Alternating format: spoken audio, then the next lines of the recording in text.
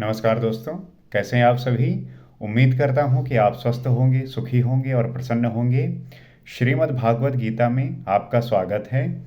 हम यहाँ समझने का प्रयास करते हैं कि इस संसारिक जीवन में, इस मायावी जीवन में जीते हुए आप किस प्रकार से चीज़ों को मैनेज करते हैं, टैकल करते हैं, और इस विषयों से संबंधित आपकी जो भी परेशानियां हैं, जो दिक्कतें हैं, उसको जब तक आप अंतर मन से नहीं सामना करेंगे, उसका जो है आप समाधान करने का प्रयास नहीं करेंगे, कहीं ना कहीं वो आपके जो है बाहरी रूप से और आंतरिक रूप से दोनों तरीके से आपको कष्ट पहुंचाएगी।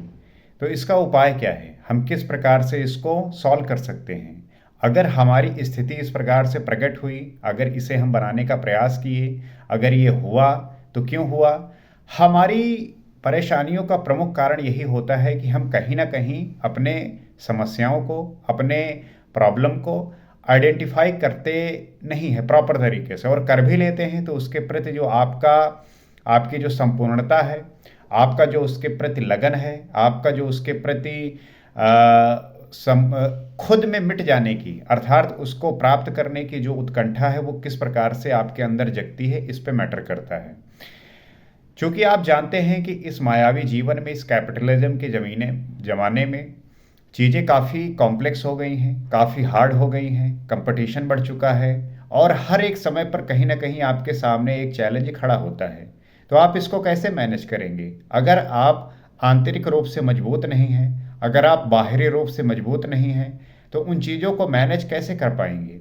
क्योंकि होता क्या है कि आप जो है, अगर बाहरी रूप से मजबूत हैं, फाइनेंशियली अगर आप ठीक हैं, आपका जो है उस प्रकार से स्ट्रक्चर है जो चीज़ें मैनेज कर पा रहा है, तो उसको मैनेज करते हुए आपके जीवन में नित्य एक नया चैलेंज है।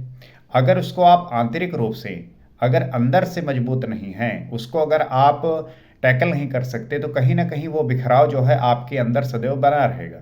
आप उसको कैसे जो है जान पाएंगे और समझ पाएंगे कि ये जो हुआ है ये किस प्रकार से घटित हुआ है। हमारा उद्देश्य यही है, हमारा जानने का आशय यही है कि जो हम प्राप्त करना चाहते हैं या जो हम होना चाहते हैं, उसके प्रति हमारा जो बोध है वो कितना सजग है। अगर इस सजगता को हम साफ नहीं कर पाएंगे, क्लियर नहीं कर पाएंगे, एक मोटिव के साथ उस पर काम नहीं करेंगे, तो कहीं ना कहीं हम जो है भिन्न होते चले जाएंगे और अलग होते चले जाएंगे। तो ये जो डिफ्रेंशिएशन है, ये जो अलगाव है, इसका जो मोटिव है वो कहाँ से जनरेट होता है, ये कौन करता है, ये कैसे हो जाता है। हर व्यक्ति चाहता है बड़े बड़े सपने जो है पूर्ण करना। हर व्यक्ति जो है अच्छा बनना चाहता है, दूसरों की मदद करना चाहता है, खुद अच्छा होना चाहता है, फाइनेंशियली इंडिपेंडेंस होना चाहता है, अलग अलग तरीके से काम करते हुए अपने आप को जो है बेहतर बनाना चाहता है। हर एक व्यक्ति चाहता है कि वो अच्छा से रह सके, अच्छे से पहन सके, अच्छे से खा सके। लेकिन ये चाहने के बावजूद भी वो चीज़ें क्यों पूर्ण नहीं होती। लोगों को जो चीज़ चाहिए उसमें क्या अवरोध उत्पन्न करता है। उसमें अवरोध उत्पन्न करता है आपका ये मन, आपका जो ये दूषित मन है। यही जो है आपके मार्ग में, आपके गोल के माध्यम, आपको जो आपका जो लक्ष्य है, वही अवरोध उत्पन्न करता है। जो आपकी इच्छाएं, कामनाएं, वासनाएं हैं, ये आपको परेशान तो करती हैं, लेकिन जो आपका लक्ष्य है, उस लक्ष्य को लेके जो आपका कमिटमेंट है, उसके लिए आप कितने जागरूक हैं, कितने तत्पर हैं, ये बहुत आवश्यक है। तो इसके लिए आवश्यक है कि आप उस स्थिति को समझते हुए अपने टारगेट को जो सेट किया है, उसके लिए जो रिक्वायरमेंट है, जो ज़रूरत है, और जो रिक्वायरमेंट नहीं है, हमें उसे डिफ्रेंशिएट करने की आवश्यकता है। आपने गोल को सेट किया, आपने गोल को जो है पहचाना, चुना, उसके बाद जो उसके पॉजिटिव हैं और जो उसके नेगेटिव हैं, उसे आप नोट डाउन करिए, उसे आप लिखिए कि इसके लिए ये चीज़ें जो है उपयोगी हो सकती हैं और इसके लिए जो है ये चीज़ें उपयोगी नहीं होंगी। अगर उपयोगी साबित हुई तो आप जो अपने लक्ष्य को प्राप्त करना चाहते हैं वो मिल ही जाती हैं। तो जो हमें त्याग करना है, अक्सर जो है आपने अपने परिवार में सुना होगा बूढ़ बुजुर्गों से, उन्होंने कहा है कि हमें त्याग करना है, हमें तप करना है। उसका यही मतलब होता है कि जो आपका मन कह रहा है, आपकी जो इच्छाएं हैं, उसको मारकर कहीं ना कहीं वो चीज़ें प्रकट करनी है, वो चीज़ें हमें जाननी है जो आपके लिए उस प्रकार से घटित हों। अब आवश्यक ये है कि जो चीज़ें ये घटित हो रही हैं, जो चीज़ें ये फलित हो रही हैं, उसके परिणाम स्वरूप आपका जो समझ विकसित होगा उसको जानने में, वो आपको जो है उस स्थिति तक लेके जाएगा। तो जैसे कि हमने पिछले अध्याय में ये बात समझा कि हमें ईश्वर को किस प्रकार से चिंतन करना चाहिए, किस नाम से उच्चारण करना चाहिए, कैसे उन्हें जानना चाहिए, और इस बात को समझते हुए, जानते हुए हमें इस बात पे पहुंचना चाहिए कि क्या हम इस स्थिति को कैसे प्राप्त करेंगे और श्री कृष्ण को किस प्रकार से जप कर सकते हैं, अपने इष्ट का कैसे चिंतन कर सकते हैं, उन्हें किस नाम से पुकार सकते हैं और किस नाम से आप नहीं पुकारेंगे। क्योंकि समाज में अलग अलग लोगों ने अपने हिसाब से, अपने अनुकूल जो है चीज़ों को उच्चारित करने का प्रयास किया है और कहीं ना कहीं अपने आप को अलग तरीके से बनाने की कोशिश की है। तो ये चीज़ें उसी प्रकार से घटित होती हैं, उसी प्रकार से संपन्न होती हैं, जिसके लिए हमें ये जानना आवश्यक है कि जो चीज़ें ये घटित हो रही हैं, ये चीज़ें जो संपन्न हो रही हैं, उसके लिए हम कैसे इस पे समझ पाएँ। अब आज आगे हम देखते हैं और समझने का प्रयास करते हैं। अदृष्ट पूर्वम ऋषितो अस्मि दृष्ट्वा भयेन चे प्रव्यथितं मनो में तदेयं में दर्शयं देवरूपम प्रसीद देवेश जगन्निवास। अभी तक अर्जुन के समक्ष योगेश्वर विश्व रूप में है।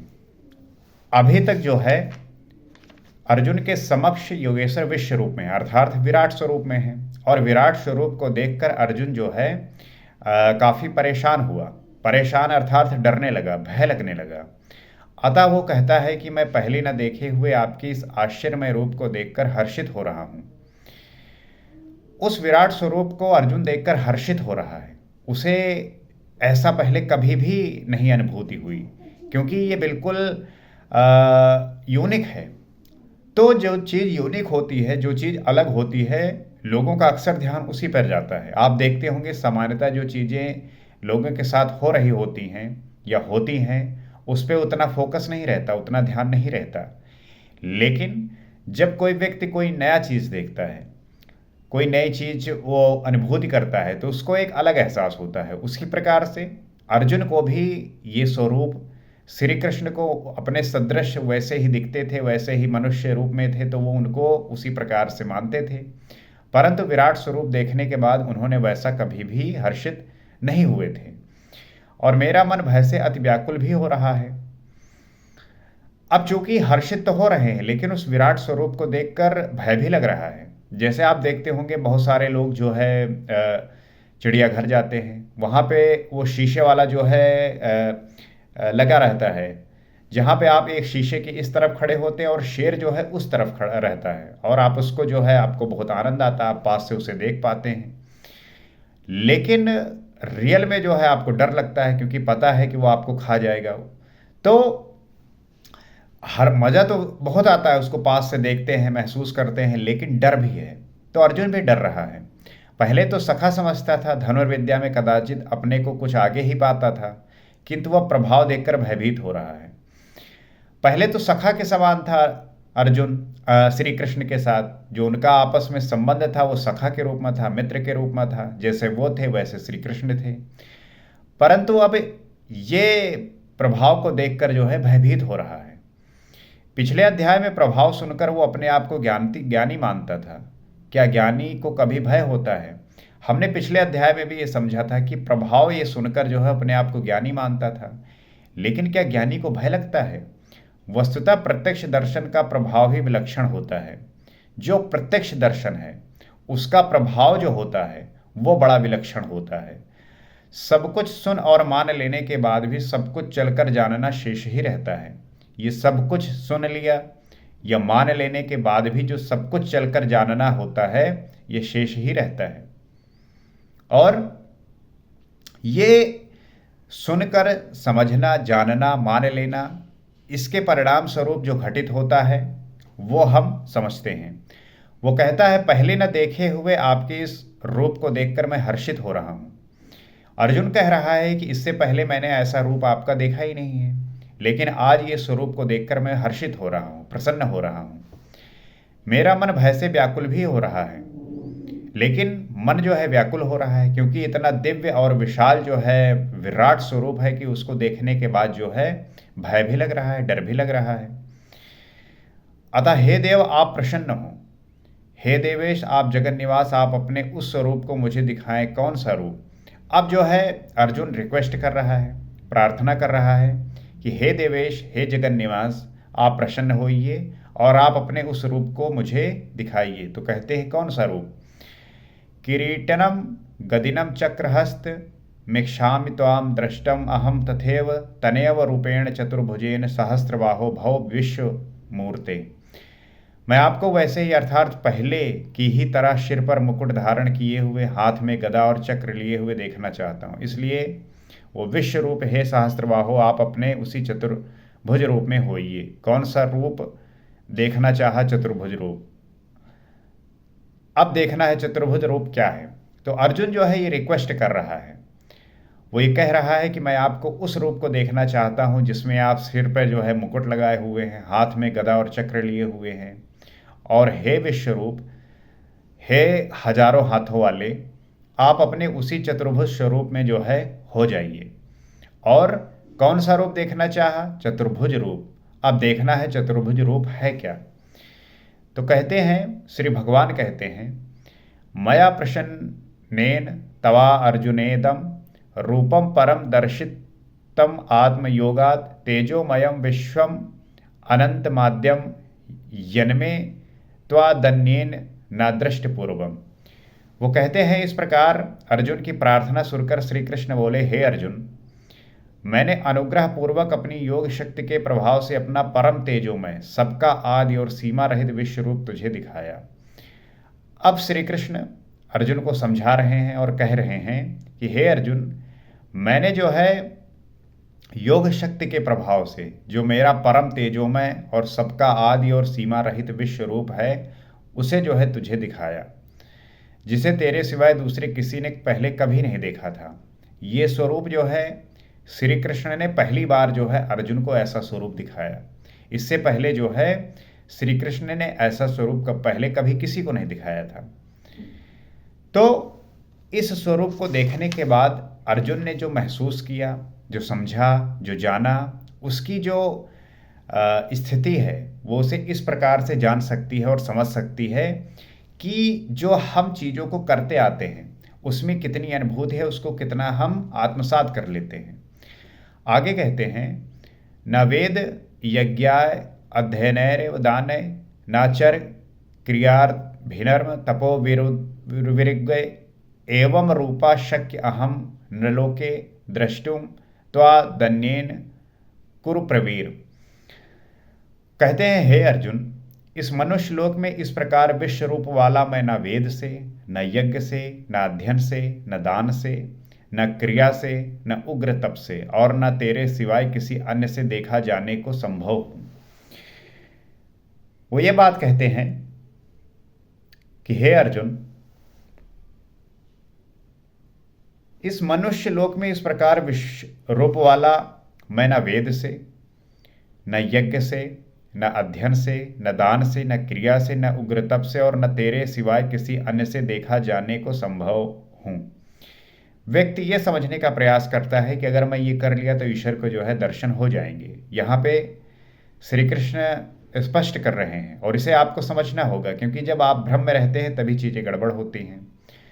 वो कह रहे हैं कि ना तो मुझे वेद से जान सकते हो, न यज्ञ से जान सकते हो, न अध्ययन से जान सकते हो, न दान से, न क्रिया से, न उग्र तप से और ना ही तेरे सिवाय किसी अन्य से देखा जाने को संभव हूँ।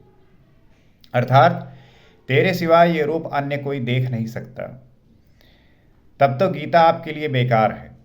भगवत दर्शन की भी योग्यताएं अर्जुन तक सीमित रह गईं, जबकि पीछे बता आए हैं, अर्जुन राग भय क्रोध से रहित अनन्य मन से मेरी शरण हुए बहुत से लोग ज्ञान रूपी तब से पवित्र होकर साक्षात मेरे स्वरूप को प्राप्त हो चुके हैं। यहाँ कहते हैं, तेरे सिवाय न कोई देख सका है, न भविष्य में कोई देख सकेगा। श्री कृष्ण ने ये बात प्रकट कर दिया कि ये स्वरूप को तेरे सिवाय न किसी ने देखा है और ना ही कोई देख सकेगा। अतः अर्जुन कौन है? वो कोई पिंडधारी है, कोई शरीरधारी है? नहीं, वस्तुतः अनुराग ही अर्जुन है। हमें ये बात समझना होगा कि हम किसी एक को स्पेसिफिक नहीं कर सकते कि महाभारत में अर्जुन थे तो सिर्फ उन्हीं को जो है वो प्रकट होकर दर्शन दिए हैं। यहाँ पे अर्जुन का मतलब जो है वो है अनुराग, अनुराग ही अर्जुन है। तो अनुराग विहीन पुरुष ने ना कभी देख सका है और ना भविष्य में कभी देख सकेगा। जो अनुराग से विहीन है, जिसमें अनुराग नहीं है, प्रेम नहीं है, उस पुरुष ने कभी देख सका है और ना भविष्य में कभी देख सकेगा। तो इसका यही मतलब है कि आपको अपने जीवन में अनुराग बना के रखना है, प्रेम बना के रखना है, भाव बना के रखना है। आज के समय में लोगों के अंदर भाव खत्म हो गया है, और जब भाव नहीं होता तो व्यक्ति का दूसरे के प्रति जो व्यवहार है वो बड़ा ही रूड हो जाता है, बहुत हेटफुल हो जाता है। उस व्यक्ति से वो व्यक्ति भागना चाहता है, और भागेगा कहाँ, जाएगा कहाँ? जिस चीज़ से वो भागना चाहता है, जहाँ जाना चाहता है, वहाँ भी वही स्थिति होगी। तो आप भागकर कहाँ भी जाएंगे, कहीं भी जाएंगे, कहीं भी रहेंगे, आपके सामने चुनौतियां तो सदैव बरकरार रहेंगी। कितना भागेंगे आप? तो आशय यह है कि आप कहीं भी रहें, किसी भी स्थिति में रहें, सदैव ध्यानस्थ रहें। और जब तक आप ध्यान की अवस्था में नहीं आएंगे तब तक आप जो है परेशान रहेंगे, चाहे वो कहीं भी चले जाएंगे। तो आशय यह है कि अपने मन को साधना है, इसको समझना है, और समझते हुए चीज़ों को जानना है। सब ओर से चित्त समेटकर एकमात्र इष्ट के अनुरूप राग ही अनुराग है। तो सब ओर से चित्त को समेटना है। आजकल समस्या यही है कि लोगों का जो चित्त है वो हर जगह बटा हुआ है। वो करना कुछ और चाहता है, कर कुछ और रहा है। जो उसे प्राप्त करना है उसके बजाय वो कुछ और कर रहा है। तो उसका जो चित्त है वो अलग अलग चीज़ों में बटा हुआ है। लेकिन अगर अपने लक्ष्य की पूर्ति करना है तो आप अपने चित्त को समेटकर एकमात्र इष्ट के अनुराग ही कर दीजिए, तभी जो है आपको ईश्वर की प्राप्ति होगी, उसको आप जान पाएंगे। अनुरागी के लिए ही प्राप्ति का विधान है। जो प्रेमी है, जो भाव से युक्त है, जो अनुरागी है, वही जो है ईश्वर को प्राप्त कर सकता है, वही जो है उसको जान सकता है।